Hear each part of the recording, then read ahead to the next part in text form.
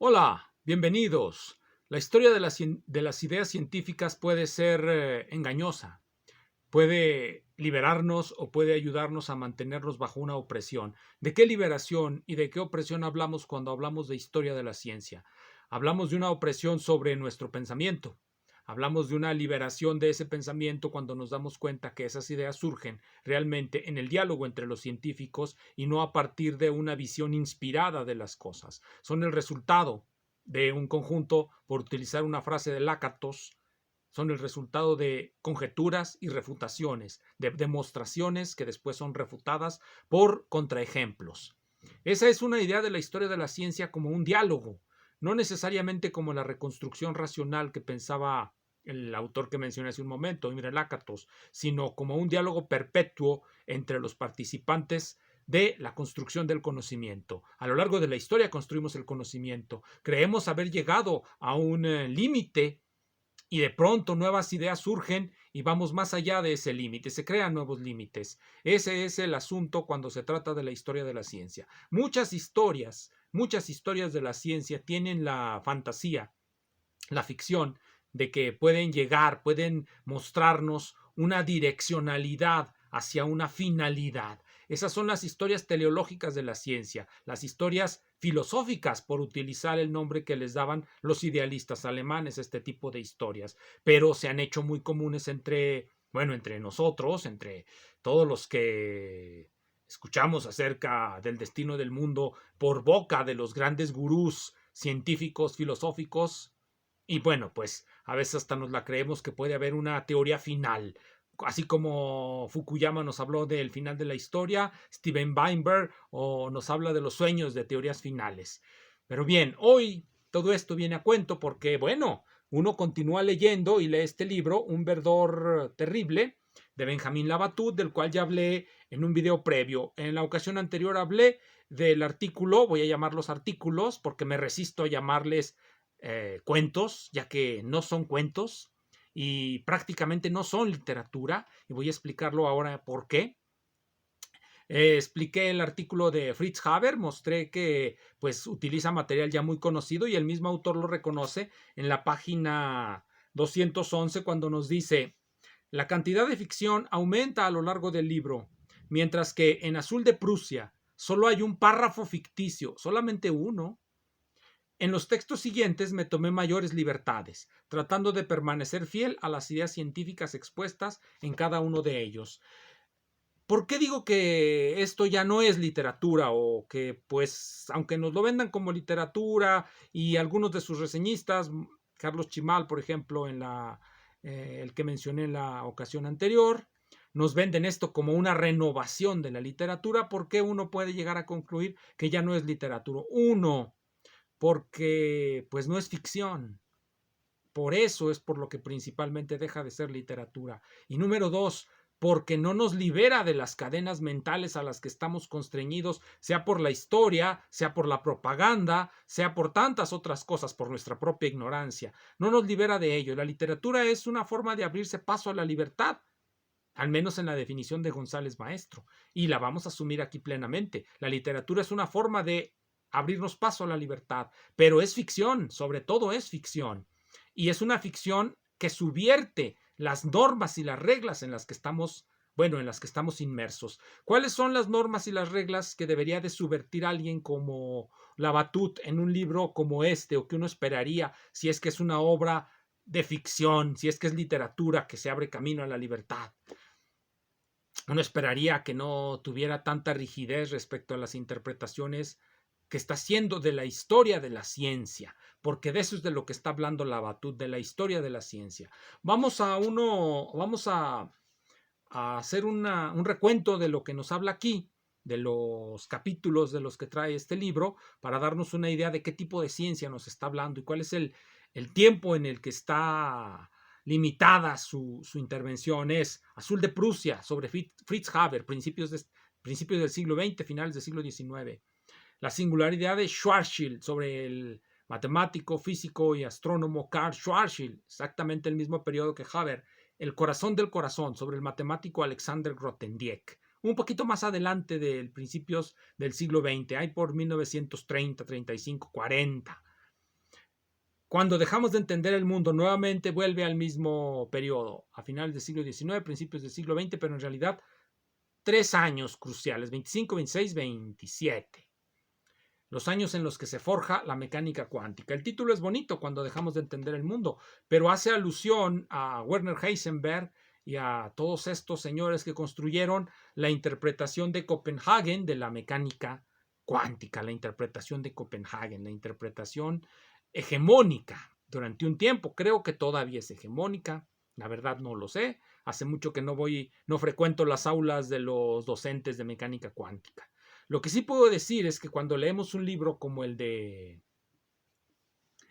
Labatut y luego nos vamos a buscar cosas sobre la mecánica cuántica y utilizamos un libro como Conceptos de Física Moderna de Arthur Weiser, donde nos va a hablar de relatividad y de mecánica cuántica y nos va a poner pequeñas biografías de los científicos y está lleno de fotos, diríamos nosotros, está lleno de todo ese didactismo que tanto les gusta a los docentes en las aulas, pues lo que tenemos aquí es simplemente una construcción didáctica realizada por algunos sabios profesores para enseñarles de manera un tanto simple a sus alumnos lo que no es simple.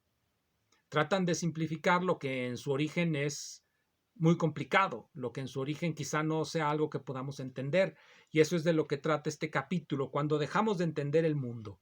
Sin embargo, en estos libros, en las reconstrucciones que hacen los pedagogos, el mundo está perfectamente claro. Y nunca dejamos de entenderlo, más bien avanzamos en su comprensión, avanzamos hacia la comprensión de ese mundo. Eso es lo que nos dicen los libros de los pedagogos. Nos dice algo diferente. Benjamín Labatut va en contra de esa corriente pedagógica en la que o bien dejamos de comprender el mundo o bien vamos comprendiendo el mundo, es decir, seguimos una línea recta hacia la comprensión o incomprensión. No nos platica una historia sinuosa en la que estas ideas se mantienen en flujo y estamos siempre constantemente dentro de un diálogo en el que los científicos están siempre tratando de refutarse unos a otros, o estamos siempre dentro de los consensos, siempre dentro de los consensos en los que alguien gana y alguien pierde. El problema con Labatut es que él es muy apegado, él mismo lo dice, trata de ser fiel. ¿Fiel a qué? ¿A las ideas de los científicos? Pues no, porque no nos va a presentar las ideas de Schrödinger sobre la función de onda, nos va a decir que no comprendió la función de onda, y eso también es fidelidad a la pedagogía que él está proponiendo, porque la pedagogía de la comprensión es la que viene en los libros de texto. Vamos pues a empezar con esa pequeña distinción. Tenemos los libros de texto, del que ya puse un ejemplo. En estos libros de texto, pues todo está claro. Los autores de estos toman de la tradición, de la historia de la ciencia, algunos fragmentos del saber erudito, del saber que encuentran en las revistas, y pues lo reconstruyen para el aula, para enseñarle a los estudiantes y poder mantener esa narrativa de que vamos hacia la comprensión. Labatut sabe que eso quizá no venda, y también lo saben sus editores. Una historia de la ciencia en la que todo es felicidad, pues carece de los elementos dramáticos para llamar la atención de los lectores. Para eso mejor leen al que les acabo de citar ahora, Arthur Weiser. Allí las pequeñas biografías de los científicos nos dicen lo felices que fueron, todos los premios que ganaron, todo lo que se les reconoció en vida. Para eso están estos libros. Estos parece que van en sentido opuesto. Dan la impresión de que nos quieren llevar por un camino en el que dejamos de comprender el mundo, por utilizar esa frase que él utiliza, y ese camino es recto. Y dentro de ese camino hay algunas personalidades, y esas personalidades en su tormentosa vida, debe de ser tormentosa porque si no, no hay dramatismo en estas historias, llegaron a esa comprensión de que el mundo ya no se puede comprender. Comprendieron que ya no hay comprensión alguna de este mundo. ¿Cuáles son los personajes principales, los dramatis personae de esa parte de este libro? Son 3 fundamentalmente. Werner Heisenberg, Erwin Schrödinger y Louis de Broglie. De hecho, está dividido en capítulos donde nos habla de cómo ellos llegaron a sus descubrimientos fundamentales, cómo Werner Heisenberg construyó la mecánica matricial, cómo Louis de Broglie llegó a la idea de la dualidad onda-partícula y cómo Erwin Schrödinger logró encontrar su ecuación de Schrödinger. Y, ¡oh, sorpresa!, nos vamos a encontrar con que utiliza un modelo de construcción del conocimiento que bien pudo haber sacado, no sé si lo sacó, creo, esperaría yo que no, pero si lo hizo, pues muy malo. Como que se inspiró o lo bebe uno ya del ambiente, si uno se mueve entre los círculos de cierto tipo de filósofos posmodernos o de artistas, es muy común que todos ellos se plieguen a una idea de la creatividad artística de corte kantiano, de la que podemos encontrar su mayor ejemplar en la crítica del juicio. En la crítica del juicio, y esto es todo lo que me interesará de la crítica del juicio, Kant genera un discurso acerca del arte, en el que el arte no puede ser teorizado porque sencillamente, bueno, para decirlo en su terminología un tanto horripilante, para producir conocimiento se necesita que los datos que nos proveen los sentidos, la sensibilidad, sean procesados sean forjados en conceptos por el entendimiento. En el caso del arte, pues la sensibilidad no nos provee de absolutamente nada, de ningún material que se pueda forjar en conceptos. Por lo tanto, no hay conceptos del arte. Tan, tan. Esa es la idea clave. El arte no se puede conceptualizar y por lo tanto la creatividad artística es el resultado de un genio. Y ese genio pues es el que dicta la norma del arte, resultado de una inspiración. Lo saca de las profundidades de su alma germánica. Se imaginaría uno, de su alma germánica. Bien, pues así están estos personajes en esta historia de Benjamín Labatut. Sufren mucho. Nos platica cómo Werner Heisenberg se fue a una isla, Heligoland, en donde andaba todo sucio, lleno de excremento, concentrado, no se quería ni masturbar para poder mantener todas sus energías dentro, como si masturbarse quitara las energías, una vieja teoría muy propia del siglo XIX. Masturbarse quita las energías y mata, y deja tonto. Entonces, bueno, aquí nos hacemos eco de esa creencia del 19. Había un libro de inglés muy vendido de un tal doctor Curtis que se llamaba La virilidad, donde recomendaba no masturbarse porque mata. Así, en términos generales, mata. Luego nos platica de Louis de Broglie y de su recolección de obras terminales, hechas por enfermos, leprosos, vagabundos, en homenaje a su amor perdido, a un artista que fue el que tuvo esa idea y que de Broglie simplemente la siguió. Y después nos habla de los enfermizos amores pedófilos, casi a punto de reescribir Lolita con Erwin Schrödinger. Y dado que estaba enfermo de tuberculosis, se fue y se recluyó en un sanatorio donde tenía fantasías con la hija enferma del dueño de ese sanatorio. Y de todo eso, de toda esa mezcla de genios, de genialidades y excentricidades, va a surgir la mecánica cuántica. Bueno, nos está contando la historia de una ciencia como si fuese el resultado de una biografía, es el punto de vista biográfico. Él renuncia a las grandes, vamos a verlo así, renuncia a las grandes unidades, históricas para explicar el proceso histórico. ¿Cuáles son esas grandes unidades históricas? Voy a mencionar algunas para que no lo diga solamente en abstracto.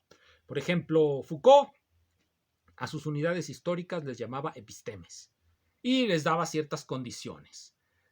Kuhn les llamaba paradigmas. Laudán les llamaba tradiciones de investigación. Imre Lakatos les llamaba programas de investigación. Y así sucesivamente. Casi todos pretenden hacer una periodización y espacialización de la historia, y dentro de esa periodización y espacialización, dentro de esos segmentos de tiempo y espacio, generan o establecen la existencia de grandes consensos. Y esos consensos, sea en el caso de los paradigmas de Kuhn, sea en el caso de las tradiciones de investigación, son los que permiten el avance de la ciencia. Bien, aquí el señor renuncia a esos grandes paradigmas y nos dice que la ciencia avanza por golpes de genio, genialidades. Eso es como avanza la ciencia, eso es lo que nos dice aquí, si lo leemos con un poco de cuidado. Es decir, la historia de la ciencia no se va a explicar por las grandes unidades, los grandes consensos, sino por las grandes genialidades, golpes de genio. Está reviviendo para la ciencia la teoría kantiana del arte. lo cual a mí me parece una ideología bastante ponzoñosa y retrógrada. Bien, pero quiero poner un ejemplo, nada más, porque cubre el mismo material este libro. Yo lo habré leído hace unos 20 años, salió en el 99, lo he de haber leído en 2003 o 2002. Se llama Revolución Cuántica, la hechura de una revolución de una historiadora de la ciencia muy capaz, Mara Beller. Mara Beller. En alguna ocasión, cuando me carteaba con Luis Navarro Veguillas, un teórico, un historiador de este periodo, le solicité de favor que me consiguiera algunos artículos sobre esa época, en particular los de Paul Epstein y uno de Karl Schwarzschild, para poder ir avanzando sobre el conocimiento de esa primera etapa de la mecánica cuántica. El señor me dijo que sí me los conseguía, pero que nunca más le volviera a solicitar nada. Y creo que nunca más le volví a solicitar nada. Así son. Yo también así soy. Si me solicitan algo, a lo mejor lo doy, pero ya no quiero que me molesten. Bueno, entonces, ¿a qué iba todo esto? La visión que nos da Labatut también tiene un error. Nos hace creer que la mecánica cuántica surge con Heisenberg, con los golpes de genio de Heisenberg, de Schrödinger y de De Broglie, lo cual es completamente un despropósito. La mecánica cuántica surge con Planck y tiene una primera fase, la primera fase de la mecánica cuántica, que se suele llamar mecánica cuántica primitiva. Es la mecánica cuántica que se construyó gracias a la estadística de Ludwig Boltzmann, cuando Planck copió casi punto a punto la teoría de Boltzmann para generar una teoría de la radiación dentro de una cavidad negra. Después de su hipótesis de la cuantización, Einstein la extiende a la luz. Ehrenfest la extiende todavía más a más sistemas materiales, tratan de explicar las capacidades caloríficas de los sólidos, las líneas espectrales con Bohr, es decir, hubo toda una...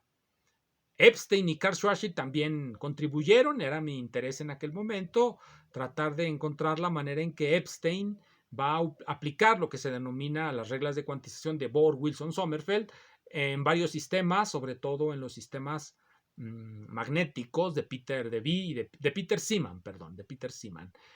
Bueno, eso fue una idea de hace muchos años.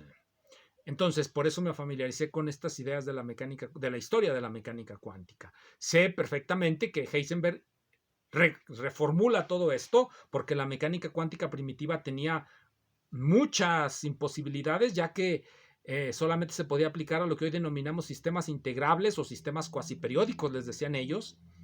Y con la ecuación de Schrödinger y la mecánica de matrices de Heisenberg se puede ir más allá de los sistemas integrables, a los sistemas que ya no son integrables. Bien, eso es un problema con Labatut, que nos presenta una historia demasiado esquemática. Esa es la historia de los golpes de los genios.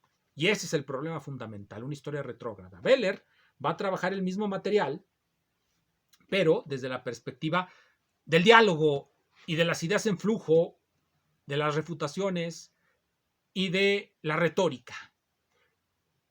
Lo que en Labatut es la derrota de la visión de Schrödinger y de Einstein por la... Bueno, en realidad no nos dice por qué ganan Heisenberg y Bohr, como que nos da a entender que porque sus ideas son mejores, porque lograron sintetizar mejor lo que estaba pasando. Beller nos lo platica como el resultado de retórica, negociación y marginalización. Marginalizan las visiones de sus opositores y gracias y sobre todo a que ellos dominan los medios en Alemania y en Noruega, pues logran colocar su punto de vista a flote y a todo lo demás dejarlo en los lados y eso se va a reproducir en los libros de texto y va a llegar hasta nosotros. Y Mara Beller tampoco utilizó las grandes unidades de investigación, las grandes unidades de análisis, la partición y periodización del espacio y el tiempo que suelen hacer los historiadores de la ciencia para explicarlo sobre la base del consenso. Según Beller, la historia de la ciencia no es la historia de los grandes consensos, sino la historia de un conjunto muy grande de disensos. Eso es lo que le da fuerza, disensos que están en flujo, ideas que están en flujo, y en flujo quiere decir discutiéndose unas y otras, refutándose hasta el momento en que algún grupo logra un consenso mínimo y trata de hegemonizar a todos los demás, como a través de las armas de la retórica, los fondos, los libros, las publicaciones, etc. Entonces, nuevamente, esta historia que nos presenta, a mí en lo personal me parece que no es literatura y no es buena historia. No es literatura, número uno, porque no es ficción. Y lo poco que tiene de ficción no se abre a la libertad, sino que trata de mantenerse apegada a una visión en gran medida ya caduca de la historia de la ciencia. Y no es buena historia de la ciencia porque es como el embés de las historias de la ciencia triunfalistas. Esta también es una historia de la ciencia triunfalista, pero allí donde para unos el triunfo es una mayor comprensión, para otros el triunfo es una mayor incomprensión. Gracias.